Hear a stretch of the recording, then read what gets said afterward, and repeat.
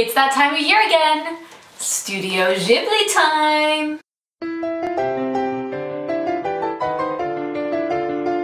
Hey guys, this is Morgan with the Rotoscopers, and today I'm giving you my review of Porco Rosso, which is one of 3 Studio Ghibli films that are being released on February 3rd. So first off, all of these films I have never seen before, so it was really interesting to get a chance to watch them. I mean, I'm an animation fan and I haven't seen all of Studio Ghibli's work. That is embarrassing, so I'm really grateful that these were all released, so that way I could check them out for myself. So Porco Rosso, you look at it initially, and this is as someone who was never familiar with the title, hadn't even heard of it until it just, showed up on my doorstep. You look at it and you're like, what? But it's Studio Ghibli, so yeah, it makes sense. There's a pig who flies planes. And what I love about Studio Ghibli is that they're just so inventive and that they're not afraid to do something that's a little strange or weird. And as a result, I'm really glad that they made this movie because it's quite good. It's really interesting. Let's talk about the movie a little bit. The movie is about a pig named Porco, and he used to be a human known by another name, but he was, in a curse that they don't really explain that well. It's only vaguely mentioned. He was transformed into a pig. Just ignore how we got there, just enjoy that we're here. So this film is set post-World War I in the Great Depression era in, the Mediterranean. So Porco is a bounty hunter and that's sort of his job. It's really focused about aviation. We know that Hayao Miyazaki loves planes and they're definitely a focal point in a lot of his movies. And so this is a film directed by Miyazaki, which I hadn't talked about.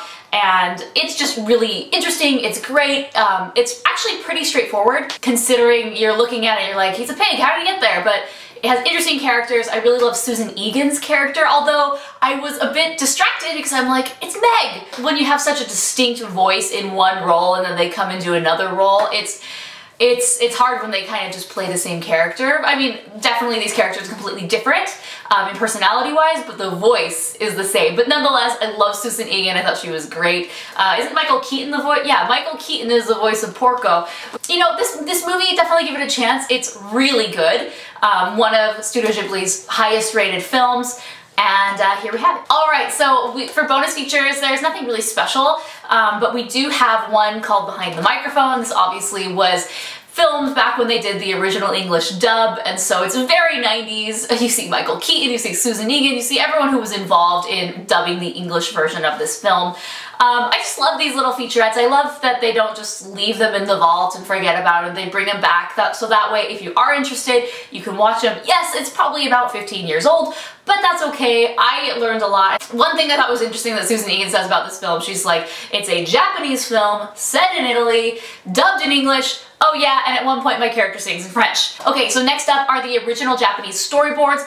Obviously pretty straightforward. This is the whole movie in storyboard form. For those of you who are cinephiles or animation students or film students, this is a great way just to see how they set up the film before they actually started animating. Those storyboards are just so timeless and so full of reference and material. So I love that they include those. Definitely don't watch those first if you've never seen the movie, but it's something that after you've watched this a few times and you want to check out the movie from a different angle, that's great. Then, of course, we have the original Japanese trailers. These are all the different versions of the trailer that played in Japan. Again, pretty straightforward. And lastly, we have an interview with Toshio Suzuki, who is the producer on the film. And this is a really bizarre bonus feature. It's an interview where you're asking questions in Japanese, and they cut off the interview's questions and they just, have, a text version of the question, and then Toshio answers and there's subtitles or whatnot. And that's normal, it's straightforward, he's sitting in a chair, whatever. And then they go to question 2, and then there's like planes in the background, and his face is like super zoomed in, and it's in the corner right here, and there's like planes and animation from the film. And I'm like, what? Why? Like, that makes no sense. Like, why are we zoomed in? It's really close. It made no sense to me. And then the interview stopped. Like, I mean, they asked like 3 questions in this thing. I'm like, wow, okay. Like, clearly it was something that they had done to promote the film.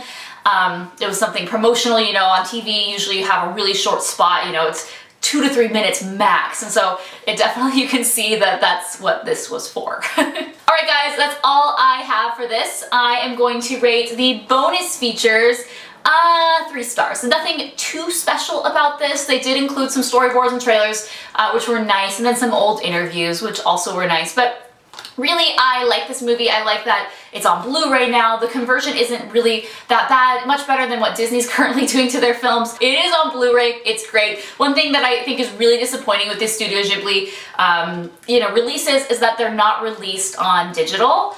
So huge disappointment, because I would love to just have these, all my Disney movies anywhere, but obviously there has to be something, legally that's preventing that from happening. So that's the only real bummer, I guess, about this release is no digital copy. Alright guys, that is my review of Porco Rosso. Let me know in the comments below what you would rate this film. Thumbs up if you love Studio Ghibli, and be sure to subscribe for more Studio Ghibli reviews. I have a lot coming for you. So until then, I'm Morgan, and this is the Rotoscopers YouTube.